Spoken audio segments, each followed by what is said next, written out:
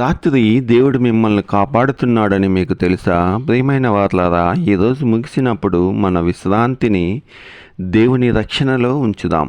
కీర్తనలు 121:3-4 ఈ విధంగా సెలవిస్తుంది. ఆయన నీ పాదము త్రొట్టిల్లనీయడు, నిన్ను కాపాడువాడు కునుకడు. ఇశ్రాయేలును కాపాడువాడు కునుకడు, నిద్రపోడు.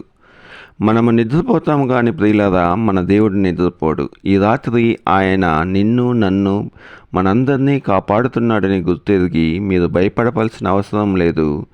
ఆయన జాగరూకుడుగా ఉన్నాడు కాబట్టి మన చింత ఏదైనను, మన బాధ ఏదైనను, మన ఆలోచన ఏదైనను ఆయన యందు ఉంచి మనము నిద్రపోదాం.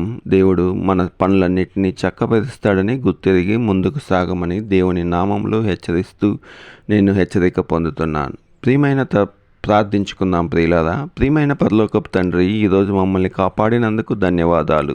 ఈ రాత్రి కూడా మమ్మల్ని రక్షించుము. మా కుటుంబాన్ని నీ చేతుల్లో ఉంచుతున్నాం ప్రభువా. మా మనస్సుకు శాంతిని ఇవ్వము, భయాలను తొలగించుము దేవా.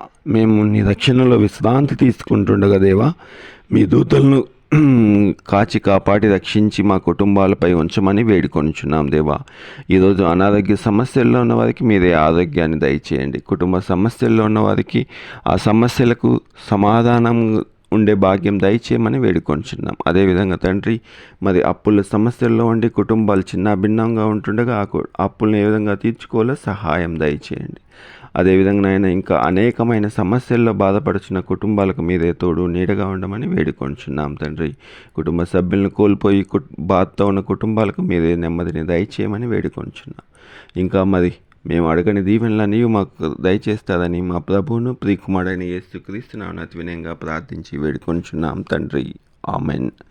దేవుని రక్షణలో నిద్రపోండి, భయం లేకుండా విశ్రాంతి తీసుకోండి. దేవుడు మిమ్మల్ని దీవించునుగాక. ఆమెన్.